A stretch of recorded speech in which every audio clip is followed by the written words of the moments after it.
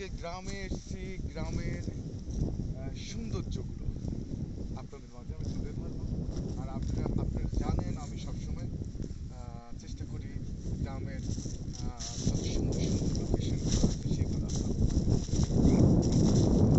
আমি আপনারা যদি এই ভিডিওগুলো দেখে আপনাদের কাছে ভালো লাগে সেটাই আমার সার্থকতা।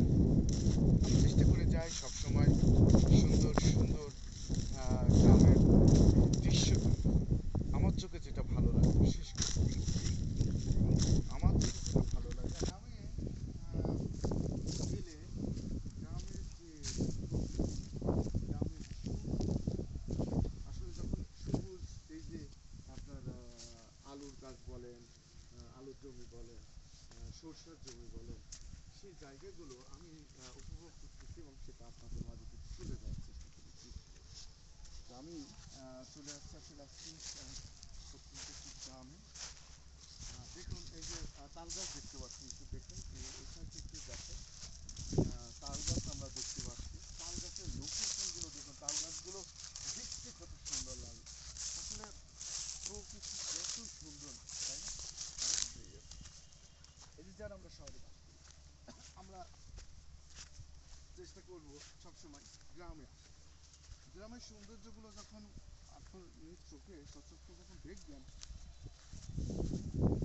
তখন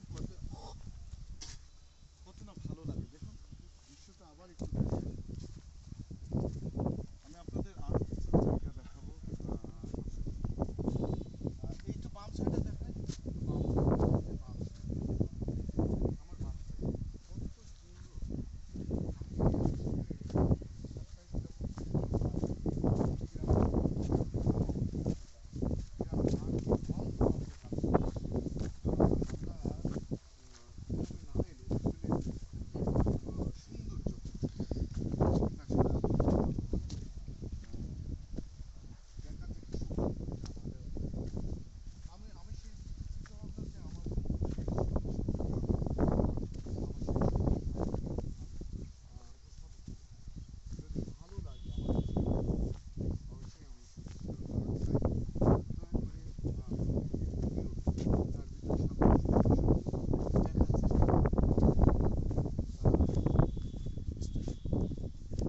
সবসময় আসলে শহরে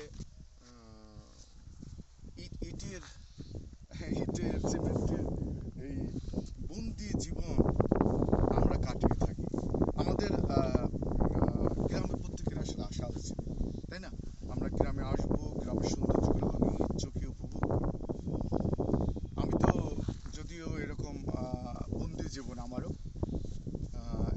একবার উপরে উঠলে আর নিচে তেমন নামা হয় না। হ্যাঁ, অনেকে যেমনটা আমি যখন গ্রামে সকালবেলা বা বিকেলবেলা বেরোই, আমি কিন্তু প্রত্যেক দিন বিকেলবেলা একটু হলেও বেরোই, সময় কাটানোর চেষ্টা করি সেটা গ্রামের মধ্যে।